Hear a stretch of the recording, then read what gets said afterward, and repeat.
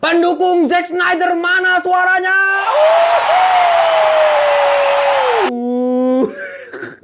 Ya. Gua akuin ya nih.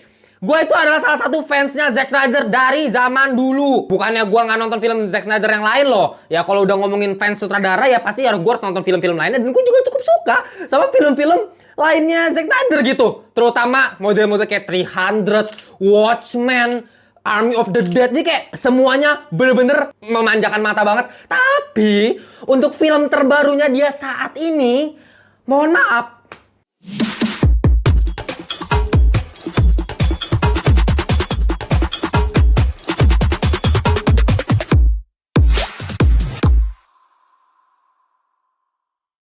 welcome back to Ngelantur Indonesia. Skui nonton, skip belum. Jangan lupa kalian semua ya. Oke ya, langsung lagi kita di akhir tahun memang kebanjiran film-film berkualitas. Yang ini nggak berkualitas sih, cuman maksudnya nggak. Nanti kalian tunggu dulu opini dari gue. Jangan langsung bully gue dulu ya. Tapi kali ini kita langsung masuk di segmen review.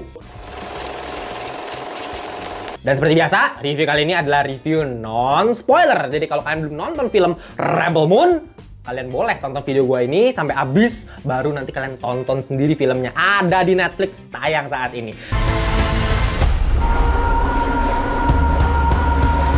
Dan kalau kalian ya yang ngakunya kere, gue balik lagi ingetin ya, ngakunya miskin, gak bisa beli tiket bioskop, gak bisa beli Netflix dan lain-lain, kalian bisa cek link aplikasi Fit Now yang benar-benar keren banget, bisa gratis nonton, tinggal cek lewat link deskripsi yang gue taruh di bawah. Oke, kita langsung mulai aja pembahasan kita kali ini, gak usah banyak bacot. Sebenarnya gini ya, gue jujur aja ya, ini mohon maaf ya. Gue sih sebenarnya kali ini nggak bisa banyak ngomong mengenai film yang satu ini. Karena apa? Karena satu konteks yang pengen gue kasih tau kalian, mungkin kalian banyak yang belum tahu. Film yang sudah tayang di Netflix saat ini, yaitu Rebel Moon Part 1 A Child of Fire, itu adalah versi PG-13, bos. Apa maksudnya bang PG-13? Oke nih ya, buat kalian yang memang kudet sekali belum tahu PG-13, saya kasih tahu.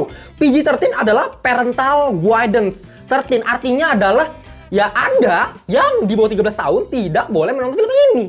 Ya, dan emang harus ditemani orang tua gitu deh. Parental guidance artinya ini film yang tidak mengandung kekerasan yang gimana banget gitu ya, dan tidak mengandung adegan yang aneh-aneh gitu istilahnya. Kita pakai bahasa aneh-aneh biar lebih enak gitu denger gitu ya. Cuma kalau kalian nggak tahu, sebenarnya Zack Snyder itu buat film Rebel Moon ini dalam konteks yang R-rated. Dalam artian itu restricted, artinya itu adalah banyak adegan kekerasan, banyak adegan yang bener-bener tidak layak untuk ditonton dengan anak-anak. Aslinya kayak gitu. Dan kalau nggak salah tuh sebenarnya gini loh, Netflix itu kasih budget untuk Zack Snyder ini untuk ngebuat versi R-rated. Jadi yang bener-bener terserah lu lah, suka-suka lu gunain budgetnya untuk bikin film yang sesuka hati Zack Snyder gitu. Tapi dalam satu istilahnya satu perjanjian, yaitu kayak kita bakal keluarkan dulu versi PG-13-nya gitu loh. Jadi yang kalian tonton saat ini adalah versi PG-13, bos. Kan kalian tahu kan sebenarnya kekuatan utama Zack Snyder tuh di mana sih? Ya di idenya dia dong, idealisnya dia ketika dia dulu di DCU misalnya. Kenapa dia selalu Warner Bros benci banget sama Zack Snyder? Istilahnya benci lah, gue bisa kategorikan gitu ya. Karena Zack Snyder itu kayak bodoh amat sama marketingnya si Warner Bros. Dia cuma pengen, gue punya ide, ini gue pengen keluarin semua ide gue. Dia idealis banget, makanya dia selalu kontra gitu sama industri, sama si Warner Bros gitu. Gue gak tau kenapa lagi-lagi nih Zack Snyder tuh kayak selalu kayak dizolimi gitu. Selalu kena apa yang namanya dengan director's cut gitu. Jadi dia selalu bikin film, nanti ada lagi director's cut-nya. Berkali-kali, bos. Yang Batman v Superman begitu kan, yang di versi bioskop nanti ada theatrical cut-nya yang Ultimate Edition yang lebih lengkap lagi, tambah 15 menit, itu yang adegan penting-pentingnya baru ada. Paling parah itu kan yang Justice League. Kalau Justice League emang dia karena dia keluar dari project gitu ya, diganti sama Joss Whedon gitu. Nah, abis itu kalian tahu sendiri lah ya, keluarin versi Snyder Cut dan itu bagus banget, 4 jam tapi bos. Ya itu saking idealisnya sih Zack Snyder bikin 4 jam, tapi keren kan istilahnya gitu. Kalian bisa cek interviewnya si Zack Snyder. Zack Snyder tuh bilang kalau misalnya versi director's cut-nya itu adalah versi yang udah kayak beda universe, kayak alternate universe gitu, kayak bener-bener beda. Jadi kayak ya apa gunanya kita review sekarang kan sebenarnya gitu. Sebenarnya cuman gue bakal kasih impresi gue lah untuk film ini ya buat kalian yang pengen nonton film ini sekarang gitu. Ya yang versi PG-13 yang semua orang bisa tonton. Oke, sebenarnya ini film model-model kayak Star Wars ya, paling gampang gitulah ya. Model-model kayak Star Wars cuman istilahnya kayak versinya Snyder. Lu anggap aja film Star Wars lah ya, science fiction dengan politiknya, dengan segala macam teknologinya, tapi didirect sama Zack Snyder ya. Jadi seperti ini, kalau kalian nggak tahu Zack Snyder tuh gayanya gimana sih bang? Gue nggak pernah nonton film Zack Snyder. Zack Snyder itu gue paling gampang ya, dia selalu menggunakan ciri khas itu slow motion, itu paling sering gue gunakan ya, selalu. Makanya setiap adegan kalau kalian perhatiin di film ini itu slow mo lagi, baru satu ganti scene slow mo, itu kayak hampir semua scene slow mo kan. Gini nih, untuk film-film kayak misalnya film-film sebelumnya dia punya kayak model-model kayak 300 atau Watchmen tuh menurut gue slow motionnya nggak sebanyak ini bos. Ini banyak hampir setiap scene, terutama pas fighting itu pasti ada slow motionnya, dan nggak semuanya efektif buat gue gitu.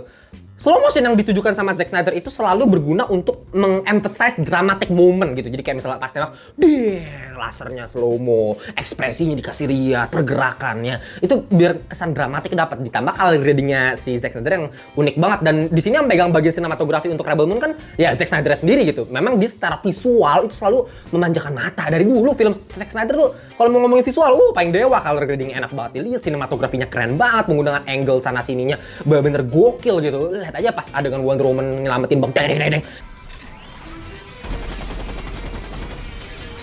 Itu kan kurang keren apa cuy gitu ya. Adegan ketika flash, reverse timeline, itu slow mo-nya itu kan selalu digunakan untuk momen-momen penting yang bisa bikin uplifting hati penonton yang nonton.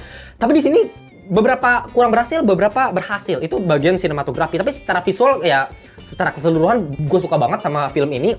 Karena memang itu kekuatan utama dari Zack Snyder dari dulu ya. Apalagi dengan teknologi-teknologi yang berbeda dibandingkan Star Wars. Star Wars mungkin lebih ya versi klasiknya gitu ya. Meskipun 789 itu gua nggak anggap. Cuman maksudnya kayak at least kayak di sini lu bisa ada penggabungan Transformer dikit gitu ya. Lu anggap aja ya. Bayangin ada robot-robot yang bisa berubah gitu. Bisa tiba-tiba jadi penghukum orang. Pasang gitu. Jadi kayak kita ke kerangkeng. Itu keren banget ya. Transformasinya, visual efeknya. Gila itu menakjubkan. Bahkan kayak makhluk-makhluk ini ada gabungan Fantastic Beasts juga ada di sini gitu ya. Ada si Buckbeak yang kalian di Harry Potter ada di sini juga ya. Cuman bedanya pakai kuping kelawar. Nanti kalian perhatiin aja ya, sampai makhluk-makhluk laba-laba ya, cewek laba itu keren banget. Adegan fightingnya juga keren banget ya. Bang kalau misalnya Star Wars sama ini fightingnya kerenan mana bang? Ya selera sih balik lagi. Cuman kalau menurut gua secara fighting talk ya, mungkin ini lebih oke sih ya, lebih oke karena secara senjatanya juga nanti kalian bisa lihat ada satu cewek ya yang pakai bener-bener kayak lightsaber bos, bener-bener. Karena ini gua kasih tau konteks juga nih ya. Buat kalian yang belum tahu, film Rebel Moon ini itu awalnya ditawarkan sama Zack Snyder kalau nggak salah 10 atau ya 13 tahun yang lalu gitu ke Lucasfilm. Ya kalian tahu Lucasfilm kan? Itu rumah produksinya Star Wars gitu. Dia pengen jual ceritanya si Zack Snyder ini kan, yang screenplay juga salah satunya Zack Snyder yang nulis kan, Rebel Moon ini. Dia pengen kasih ke Star Wars supaya dijadiin salah satu bahan cerita buat Star Wars gitu. Tapi Star Wars yang Lucasfilm yang saat itu udah dibeli Disney nggak terima ya, karena katanya banyak terlalu gore, terlalu brutal, kurang vibes-nya kurang nggak cocok banget sama sekali sama kayak Star Wars yang lebih ke family friendly, heartwarming, bright, yang lebih ya buat semua golongan gitu ya. Zack Snyder kan nggak buat semua golongan, bener-bener menurut gua segmented. Makanya fans Zack Snyder garis keras banget gitu fansnya. Tapi buat general audience, apa sih filmnya Zack Snyder, pasti gitu. Makanya kalau kalian nanti perhatiin kayak ada lightsaber yang menurut gua di sini jauh lebih keren daripada lightsaber Star Wars, jujur aja nih. Ya dari segi ada bener-bener dikasih efek asap smoky-nya itu pas pergerakannya itu, wah, mata lagi-lagi tuh lu bisa manja banget. Tapi kan kita nonton gak cuma pakai mata ya, kita nonton kan pakai pikiran, pakai otak gitu. Jadi banyak banget hal-hal yang sangat-sangat menjanggal gitu buat gua. Kayak ya bayangin aja, ini kan sinopsisnya itu kalau kalian nggak tahu, ini menceritakan nih si orang ini yang namanya si Korra ya. Nah dia ini tinggal di ya sebuah tempat ya pertanian gitu ya, bareng ya cowok ya temennya sebenarnya. Cuma ya suatu saat ketika itu datanglah ya bisa bilang Imperium ya, kan model-model Star Wars gitu ya. Imperium yang sebenarnya ini main politik juga ya. Imperium ini dulu sebenarnya kerajaan yang sebenarnya ya kerajaan baik gitu, dipimpin oleh seorang raja, punya keponakan ya Princess Isai, dan ya semuanya baik. Tapi terjadi satu pergejolakan politik gitu di mana rajanya dibunuh, terus habis itu digantikan sama anaknya jadi diktator. Ya politik, ini film benar-benar politik banget, lumayan mengurus otak di awal untuk bisa memahami cerita ini tentang apa gitu ya. Dan pemerintahan pun berganti menjadi sangat-sangat diktator militer yang dipimpin oleh namanya Balisarius. Ya ini kan bisa dibilang part 1 ya, Rebel Moon part 1 Child of Fire. Makanya ada part 2-nya yang tahun depan harusnya tayang. Nah, mungkin big boss-nya kan nanti tuh si Balisariusnya, di sini cuma dikit. Nah, di sini kayak bawahannya dulu bos ya, yang si General Noble ini yang bakal nanti kalian lihat fighting di akhir lawan karakter utama, lawan antagonisnya. Ya Oke, pemerintah Imperium datang ke tempat pertanian, dikonquer, di mana si Korra ini mulai terkuak nih latar belakangnya seperti apa, dan membentuk sebuah rebel kan namanya Rebel Moon kan. Ya, mereka memberontak terhadap pemerintahan tirani di saat itu gitu. Dengan ya si Korra ini mengumpulkan berbagai macam kesatria-kesatria ini untuk melawan pemerintahan di saat itu ya, sangat-sangat politik ya. Ada di sini ada Jenderal Titus lah dan skillnya macam-macam. Nah ini juga nih kelemahan buat gua kayak ada jenderal, lu bayangin Jenderal Titus yang dulu masuk ke dalam golongan pemerintahan gitu. Jadi punya otak yang jenius dan harus kan sebagai jenderal dia harus dikasih lihat kejeniusan nih. Tapi di akhir menurut gue kagak guna gitu. Kita ngomongin yang cewek ya, cewek yang di awal-awal nanti kalian bisa lihat keren lawan laba-laba gitu pakai 2 pedang gitu kan. Di akhir juga ya begitu doang. Ya pas adegan pemuncaknya gitu. Terus kalau kalian nanti perhatiin kayak ada satu orang namanya Tara kalau nggak salah yang dia memang skillnya itu unik bisa bonding sama binatang gitu. Nanti kan lihat, oke, pengenalan unik. Jadi pas si Korra ini nyari orang-orang tuh kesatria-kesatria, semua dikasih lihat kan skill-skillnya. Tapi skillnya itu kayak di akhir yang harusnya kita bisa satisfy ngelihat skill itu digabungkan menjadi satu, jadi kayak Avengers gitu. Ya tim gitu, satu tim untuk melawan villainnya. Itu kan harus keren, epic moment. Nah, epic momentnya nggak dapet.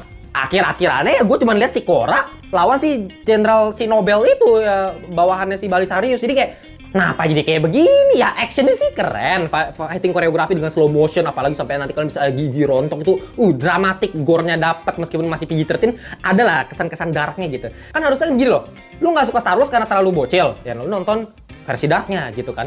Kalau kita ngelihat film sci-fi belakangan ini kan udah ada film-film kayak tahun ini aja The Creators kan kita menawarkan sesuatu yang baru yang kayak di mana peperangan antara manusia dengan AI, tapi di sini AI yang jadi justru baik, manusianya yang bangsat gitu kan, menarik gitu dengan ada unsur tradisionalnya, ada bahkan ada bahasa Indonesianya. Gue udah pernah bahas reviewnya, kalian cek aja The Creators. Nah kalau kalian perhatiin juga misalnya kayak Dune itu kan kayak ya yang Timothée Chalamet itu kayak lu bisa ngerasain politik yang bener-bener kental banget di situ, meskipun itu emang udah versi lama banget ya, ceritanya dari zaman dulu.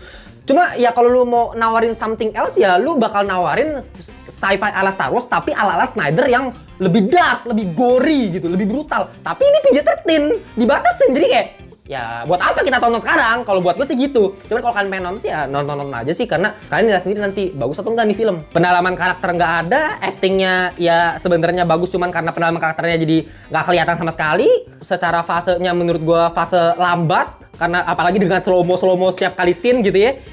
Tapi tidak ada alur cukup benang merah yang jelas dari awal sampai akhir sehingga kita di akhir bisa dapat klimaks ending yang enak.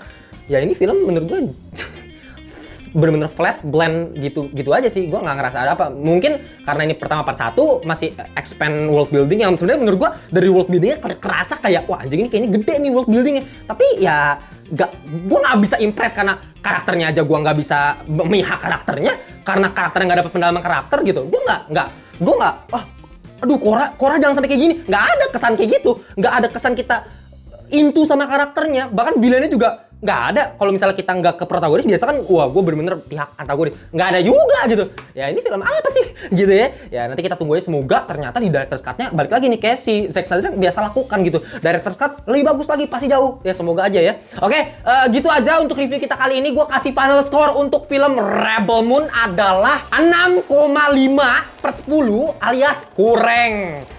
Ya, balik lagi kalau ngomongin Zack Snyder, menakjubkan secara visual, tapi secara esensi cerita sangat-sangat biasa banget ya. Meskipun scoringnya nih gue lupa tadi bahas kali sedikit lagi ya. Scoringnya tadi gue kelupaan nih, scoringnya gila sih. Karena balik lagi ini di kompos sama Tom Holkenberg. Kalau kalian nggak tahu Tom Holkenberg siapa? Kalian coba cukup dengarkan scoringnya di sini.